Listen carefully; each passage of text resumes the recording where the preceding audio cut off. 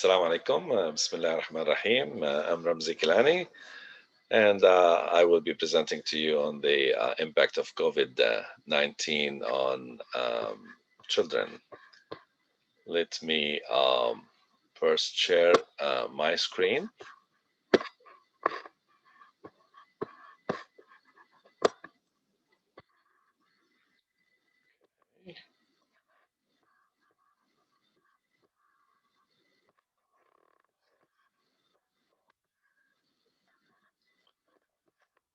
Um,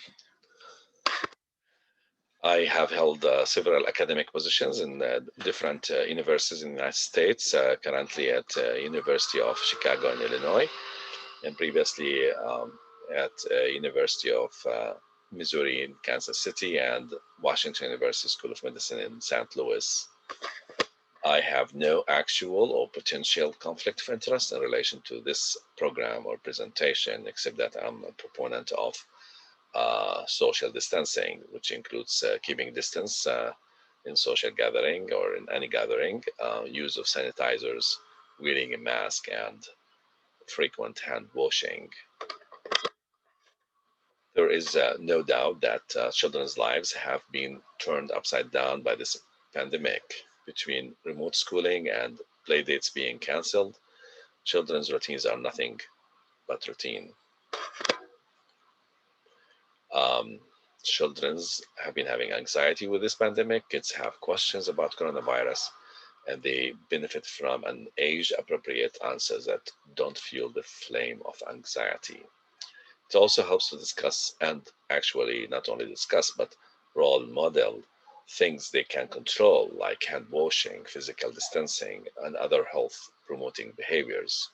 Initially, in the pandemic, when schools closed and there was discussion about reopening schools, especially for younger kids, there were concerns about the youngest kids between 3 to 6 years, whether they will be able to really be compliant in social distancing and wearing masks. But we found quickly that actually they're more compliant than adults. Not only that, once they uh, are taught, they're more adherent to the social distancing, and they question adults when they don't. So they see their dad or mom not wearing a mask when they are in presence of other people. They raise questions about why they are not wearing masks, etc. In this presentation, I will discuss with you the impact of COVID-19 on children in terms of health and psychosocial aspect, particularly with a special focus on school closure, which led to virtual learning and definitely increase in screen time and its impact on the health and well-being of children. I will also discuss the incidence and severity of COVID-19 in children and the post-COVID multi-system inflammatory syndrome in children, as well as the impact of virtual schooling, which led to sedentary life, effect of excess screen time, and lack of social and kids interaction during this pandemic. Children represent about 13% of all COVID-19 cases. The younger the child, the less likely to become infected with the virus and the less likely to have a severe viral infection compared to people who are 20 years or older. Some, despite the fact that COVID-19 in children has been mild, some children, however, become severely ill with COVID-19. They might need to be hospitalized, treated in the intensive care unit, or placed on a ventilator to help them breathe, or may even die.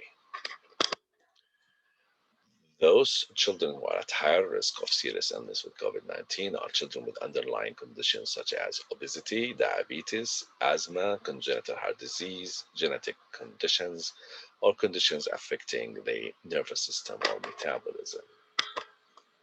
In a recent publication in Pediatrics, 2020, they've tracked the incidence of COVID-19 in children from April 2020 to September 2020, and there has been a rising rate of new cases as well as cumulative cases in children.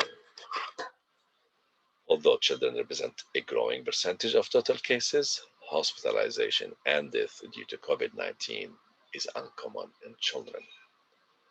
Um, as on September 10, children represented only 1.7% of total hospitalizations from COVID 19, and only 2% of children resulted in hospitalization.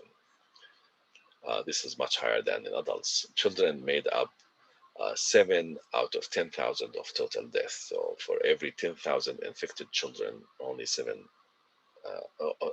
out of 10,000 of total death, only 7 of them were children. The rest were um, adults.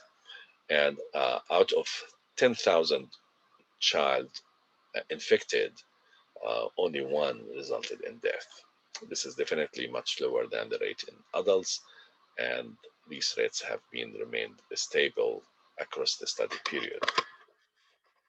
Why lesser severity of COVID-19 among children?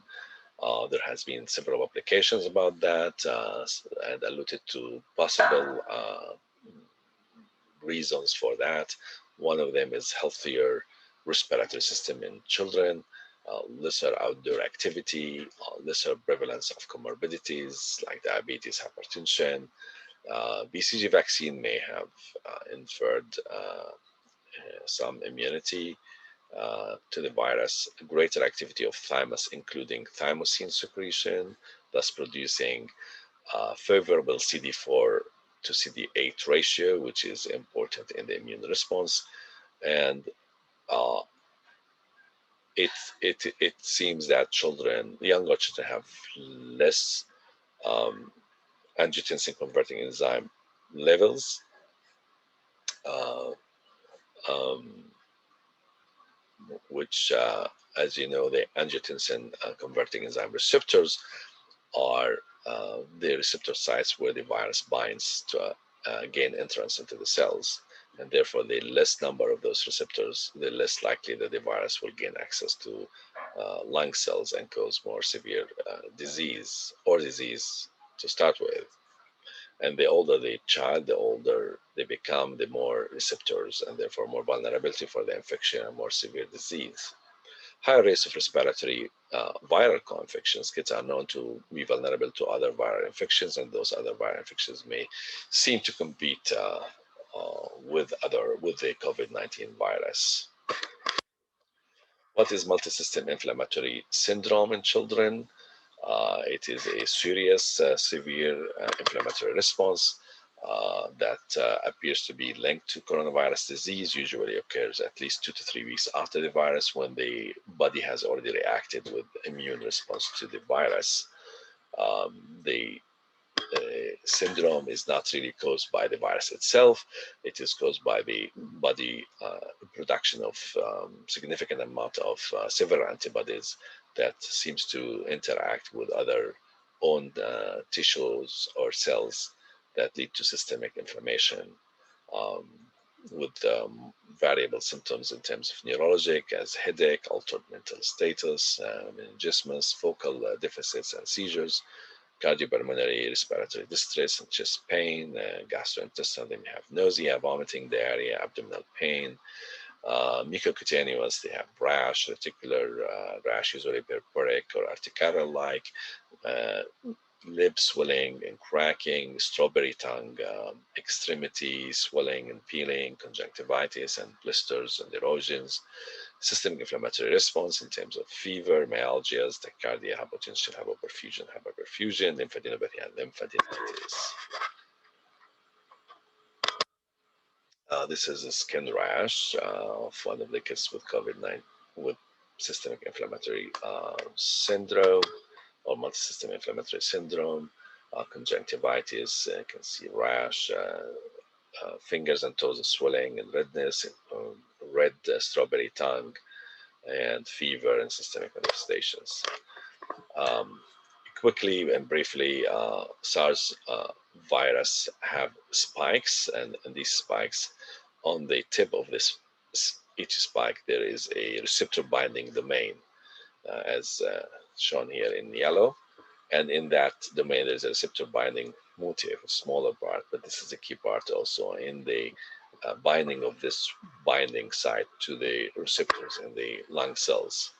So RBD is the part of the S-mediating virus binding to its receptor angiotensin converting enzyme 2 on host cells. What happens in multi-system inflammatory syndrome in children that those affected, they have neutralizing titers consistent with the uh, high anti-RBD antibodies, which can effectively neutralize the virus, but the higher the higher the antibody, it seems that they have worse symptoms with the MISC, and anti-RBD antibody were higher with increasing severity of the MISC. It was associated with increased ESR, which is sign of inflammation. So the more the antibodies, the more the inflammatory process, and higher antibody levels against the entire spike, actually, not just the RBM or RBM or RBD, but the entire spike protein and also the viral nucleocapsid protein, which is not exposed on the surface of the variant. So this variable multi-antibody response may produce some antibodies that actually cross interact with on tissues or antigens that lead to the multiple inflammatory systemic syndrome in children. There has been a recent work on attempt to produce specific antibodies to specific sites on the RBD receptor or binding receptor that recognize multiple non-overlapping epitopes instead of or recognizing multiple non-overlapping epitopes. There has been development of potent N-terminal domain directed neutralizing antibodies, which target a single supersite. This work is important in terms of vaccine development in the future in children to avoid similar response when they are vaccinated, so that they produce only specific anti-epitope RBD domain antibodies instead of variable multiple antibodies. So after this brief preview of some of the health effect of COVID-19 in children, let's just quickly review the special focus on the psychosocial aspect of COVID-19. Although children are minimally susceptible to COVID-19, they are hit the hardest by psychosocial impact of this pandemic. Being quarantined in homes and institutions may impose greater psychological burden than the physical sufferings caused by the virus itself. And that impact is mainly manifested by school closure that had the major impact on psychosocial aspects of children, especially with the lack of outdoor activities, with the closure of parks. Aberrant dietary and sleeping habits change are likely to disturb and disrupt children's usual lifestyle and can potentially promote monotony, distress among children, impatience, annoyance, and varied neuropsychiatric manifestations on children due to such kind of change in their social domain. We'll also focus on school closure that led to virtual learning, which has led definitely to increased screen time. Screen time is the time children spend on phones, iPads, computers, or television. Um, Screen time for more than 6 hours a day has increased from 8% before the pandemic to 40% after the pandemic, and some increased even to 25% over 8 hours a day. This has been part of the school closure and virtual learning. Whether we like it or not, digital devices are everywhere. Some of us can barely put them down, even when we are with cherished family and friends. We're always looking at our phones, and that's even before the COVID-19. While these devices can enhance learning and build community, they can also interfere with everything from sleep to creativity and appetite that lead to obesity. The growing human brain is constantly building neural connections while pruning away less used ones, and digital media use plays an active role in that process. A growing brain is different than an adult brain. For children, their brain is still growing, is still processing, is still having plasticity that allows the brain to modify and change and build and adapt to exposures and stimulation, and that's especially prominent in second stage of plasticity of the brain in during puberty, and more exposure to these media, especially games and so on, will lead to change of brain mapping plan on what's important, what's less important. So much of what happens on screen provides uh,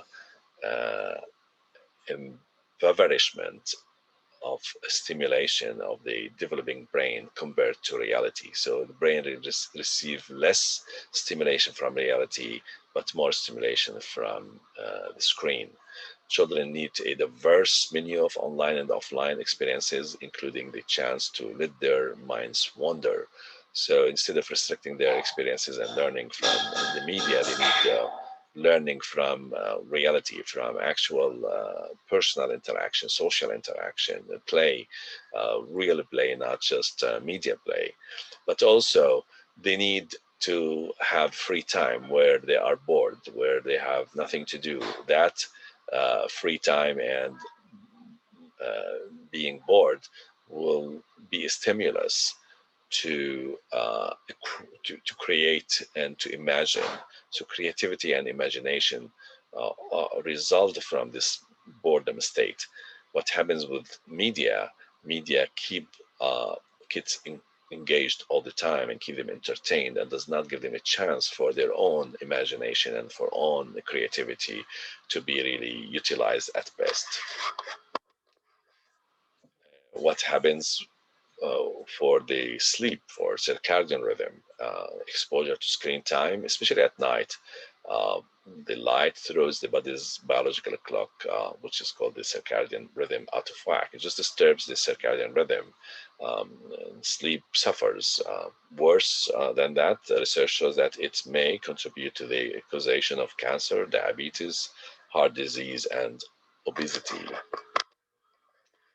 Uh, we know that the brain activity is during sleep, especially during the REM sleep, is more even than when you are awake, because the brain does most of its important work when we are asleep.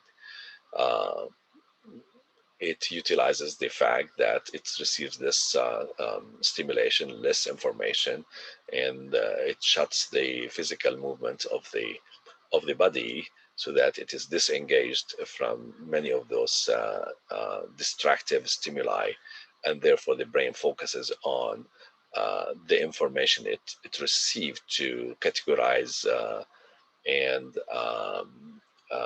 kind of organize and store and even solve problems that could not solve during the daytime. So by the time you're awake, you're set to go for the next day with everything is in place.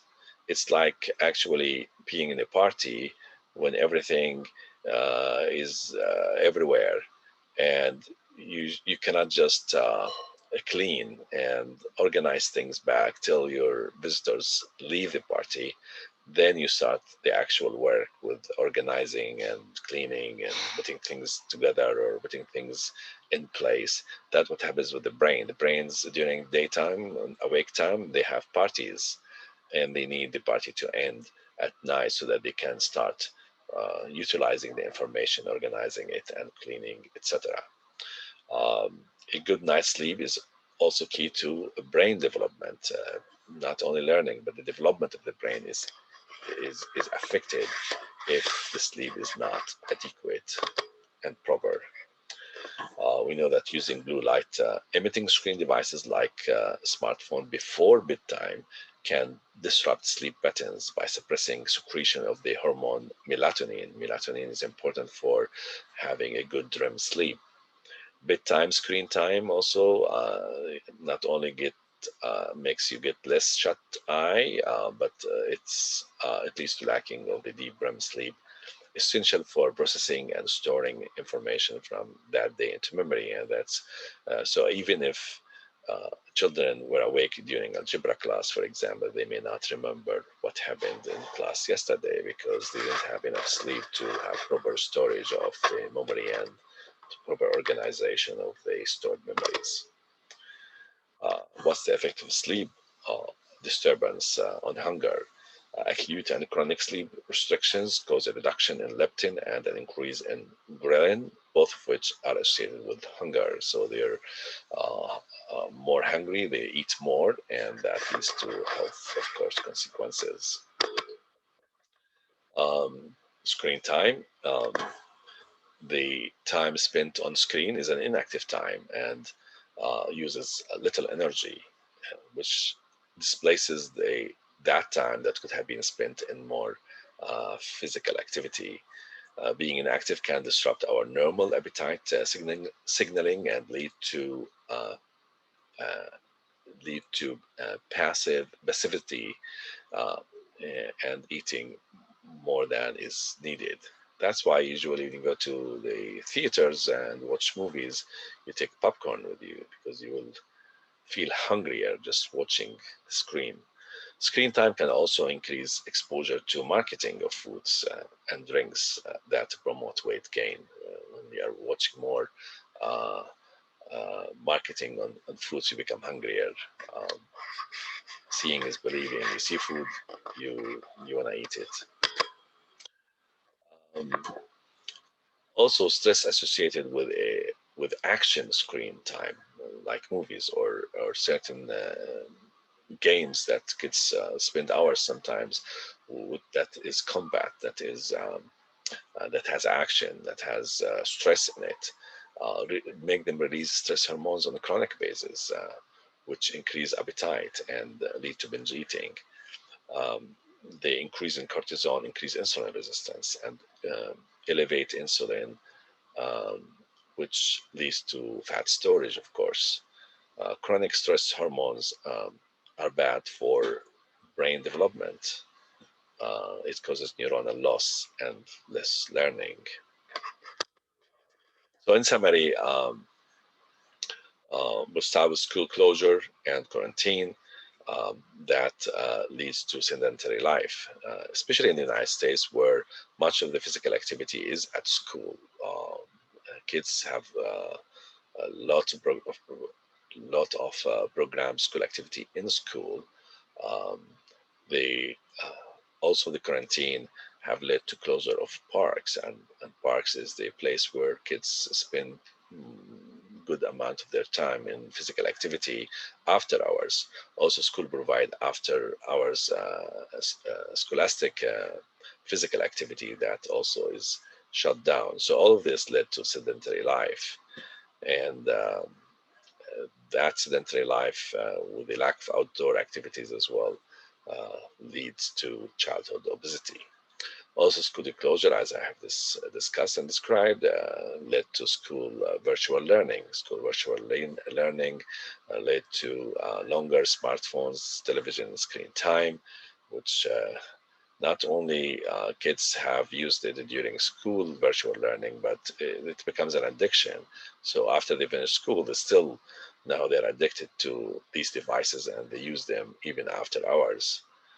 That has led to irregular sleep patterns, which is not only caused by the screen time, but also by virtual school learning because they start school now at 9 a.m. instead of 7 in the morning. So they wake up later. And Also, the screen time has led to unfavorable diet plans, as I have discussed, and overeating.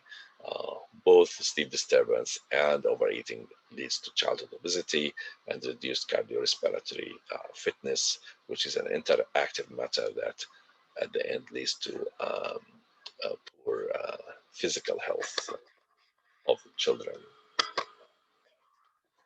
I end here by emphasizing the importance of physical health and allowing kids to have that physical activity both at school and out of school.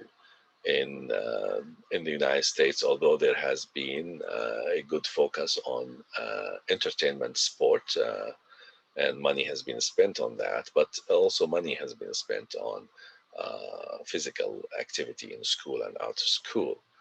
Unfortunately, in developing countries, most of the money goes to entertainment, sport, rather than to the physical health and activity of children, both at school and outside of school. Oftentimes, children don't have even a place to practice their physical activity, and that is a duty of not only the sport and physical training educators, but also parents, pediatricians, psychologists, social workers, hospital authorities, government and non-governmental organizations, to really bring back the focus in physical education to the health and well-being of physical activity of children, rather than spend most of the effort and money and resources on entertainment sports, because it is more yielding uh, in the media. Thank you for your attention. And again, I thank the organizers of this interesting and unique conference for inviting me.